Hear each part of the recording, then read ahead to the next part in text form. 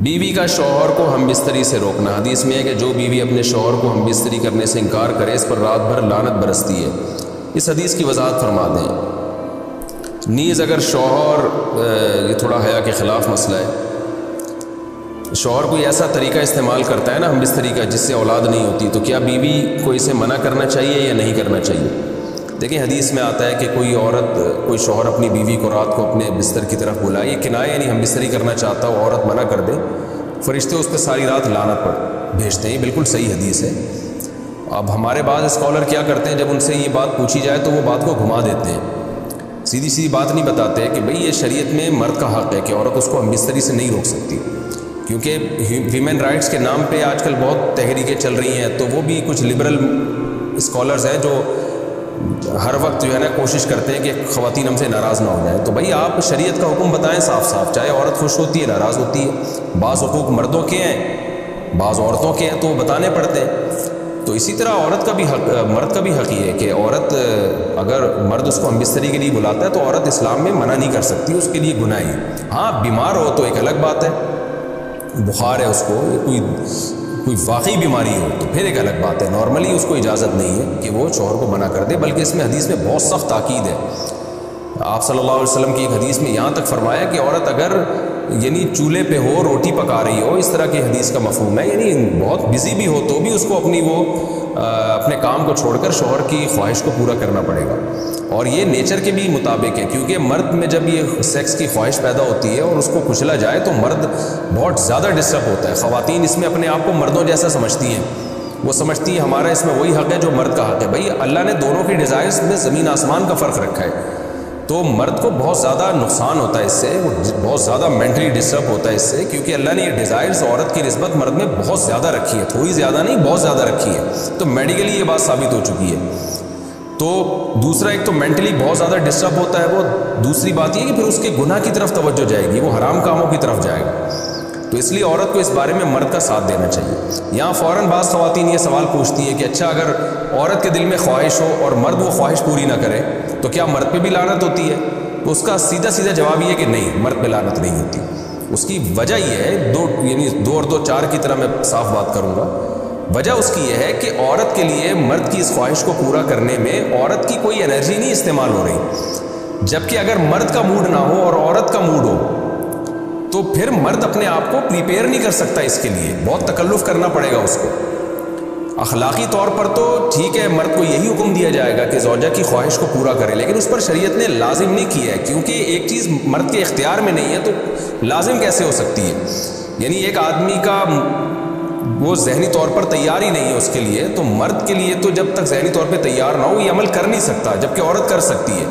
تو انرجی جو استعمال ہوتی ہے نا اس میں بہت زیادہ، وہ تو مرد کی انرجی یوز ہوتی ہے، تو شریعت اس کو کیسے پابند بنا سکتی ہے کہ اس کے ذہنی طور پر وہ مینٹلی تیار سے یعنی ایک عمل کر سکتا ہے؟ تو یہ ظلم ہوتا ہے اس کے اوپر کہ وہ مینٹلی تیار نہیں ہے اور اس کو شریعت کہے کہ اگر بیوی آپ سے مطالبہ کر رہی ہے اور آپ مطالبہ پورے نہیں کرو گے تو آپ پر لعنت ہوگی، تو وہ اس لعنت سے بچنے کے لیے اپنے آپ کو مینٹلی کیسے تیار کرے گا؟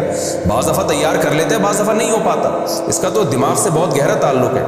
تو اس لیے مرد کے لیے تو شریعت نے حکم یہ کیا ہے کہ 4 مہینے میں کم از کم ایک دفعہ اس پر لازم ہے کہ وہ اپنی زوجہ کی خواہش کو پورا کرے، اور ویسے جب زوجہ میں خواہش ہو تو اخلاقی طور پر مرد کی ذمہ داری ہے کہ وہ اپنی زوجہ کی خواہش کو پورا کرے، لیکن شریعت نے اس پہ واجب نہیں قرار دیا کیونکہ یہ اس کے اختیار سے اوپر کی چیز ہو جائے گی۔ باقی عورت کے لیے اختیار ہے اس کو، ہاں بیمار ہے یا مینسز ہیں وہ تو پھر تو ایک ویسے ہی مینسز میں ہم بستری جائز نہیں ہے۔ باقی رہا یہ مسئلہ کہ خواتین پھر یہ کہتی ہیں کہ اسلام نے تو پھر مردوں کو بہت زیادہ حقوق دے دیے، تو ایسا نہیں ہے۔ اگر یہ حق اسلام نے مرد کو دیا ہے تو بہت سارے حقوق عورت کو بھی تو دیے ہیں نا، بہت سارے عورت کو بھی تو حقوق دیے کہ جو خود پہنتے ہو، جیسا معیاری لباس خود پہنتے ہو اپنی بیوی کو بھی ویسے ہی معیاری لباس پہناؤ، جیسا معیاری کھانا خود کھاتے ہو حدیث میں آتا ہے ویسا معیاری کھانا بیوی کو بھی کھلاؤ، تو یہ بھی تو عورت کو بھی تو حقوق دیے ہیں۔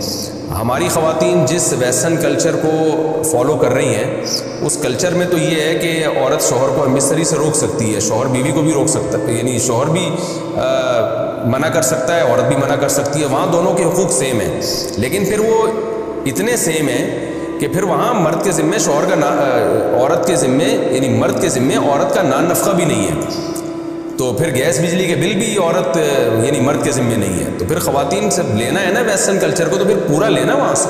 تو پھر شوہر کیوں گیس بجلی کا بل جمع کرا رہا ہے, بچوں کی اسکول کی فیسیں شوہر کیوں دے رہا ہے, شوہر نفقہ کیوں دے رہا ہے؟ تو جب اسلام نے کچھ حقوق عورت کو دیے ہیں تو کچھ شوہر کو بھی دیے ہیں, تو اسی طرح سے بیلنس ہماری سوسائٹی میں قائم ہوگا. تو اس لیے خواتین کو یہ نہیں کرنا چاہیے, کیونکہ بہت سی ایسی شکایتیں آتی ہیں جس میں مرد بہت زیادہ ڈسٹرب ہوتا ہے, پھر وہ ان کی لڑائیاں ہوتی ہیں, طلاقیں ہوتی ہیں. عورت اس کو نارمل لے رہی ہوتی ہے, مرد کے دماغ میں شہوت کا ایک جنون چڑھا ہوا ہوتا ہے. جب بیوی اس کو منع کرتی ہے وہ بہت زیادہ مینٹلی ڈسٹرب ہوتا ہے, اور پھر وہ مار دھاڑ تک نوبت بھی آتی ہے, پھر وہ طلاقوں تک نوبت بھی آتی ہے. تو یہ بہت غلط چیز ہے. ہمارے نبی صلی اللہ علیہ وسلم نے جب عورت کو حکم دیا ہے کہ مرد کی خواہش کو, اپنے شوہر کی خواہش کو پورا کرے, تو اسی میں خیر ہے. عورت کو چاہیے اس وقت چاہے دل نہ بھی چاہ رہا ہو, اپنے شوہر کی اس خواہش کو پورا کر دیا کریں. اس کے وقتی طور پر تو آپ کو نقصانات نظر آئیں گے, لیکن لانگ ٹرم میں اس کے فائدے ہیں, اس سے گھر میں فائدے حاصل ہوں گے, اور اسلام کی مان کے چلنے میں ہی عورت کے لیے خیر ہے. رہا یہ مسئلہ کہ شوہر اگر کوئی ایسا طریقہ اختیار کرتا ہے ہم بستری کا جس میں وہ اولاد کو روکتا ہے, تو اس میں یہ ضروری ہے کہ بیوی کی پرمیشن ہو. وہ عورت کی پرمیشن کے بغیر یہ کام نہیں کر سکتا. تو کیونکہ اولاد دونوں کا حق ہے, اولاد کو روکنے کے لیے دونوں کی پرمیشن ہوگی تو اولاد روکی جا سکتی ہے. اگر دونوں میں سے ایک کی بھی پرمیشن نہیں ہے تو پھر اولاد روک نہیں سکتے. دوسری شادی کو مینشن کرنا لازم ہے. کیا دوسری شادی میں نکاح نامے میں دوسری شادی کا لکھنا ضروری ہے, یا دوسری شادی کے وقت دوسری شادی کا بولنا ضروری ہے؟ عارفہ سلطانہ انڈیا سے. نہیں جی, نہ لکھنا ضروری ہے نہ بولنا ضروری ہے. البتہ دوسری بیوی جس سے شادی ہو رہی ہے اس کو بتانا یہ ضروری ہے کہ پہلے سے میں شادی شدہ ہوں, میری ایک بیوی موجود ہے. اس سینس میں ضروری ہے کہ اگر آپ نے نہیں بتایا تو اس کے ساتھ دھوکہ ہے, اور دھوکہ اسلام میں حرام ہے. نکاح تو ہو جائے گا, آپ بتائیں یا نہ بتائیں, نکاح تو نام ہے ایجاب و قبول کا, وہ تو ہو جائے گا, رجسٹریشن بھی ہو جائے گی اس کی پاکستانی قانون میں. لیکن اس میں اگر آپ نے دوسری بیوی کو نہیں بتایا کہ میری پہلے سے موجود ہے تو یہ دھوکہ بہرحال ہے, اور دھوکے کا گناہ ہوگا. بعض لوگ دوسری شادی کر رہے ہوتے ہیں اور اس کو بتا نہیں رہے ہوتے کہ میرے نکاح میں پہلے سے بیوی موجود ہے.